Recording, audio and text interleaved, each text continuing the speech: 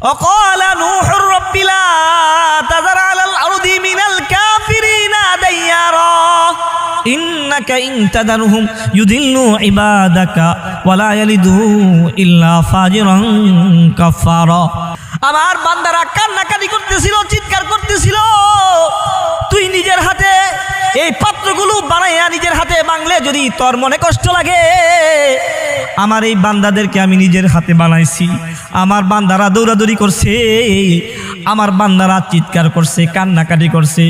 ও পয়গম্বর নূহ, আমার এই বান্দাদেরকে ধ্বংস করতে আমার তাই কষ্ট লেগেছে।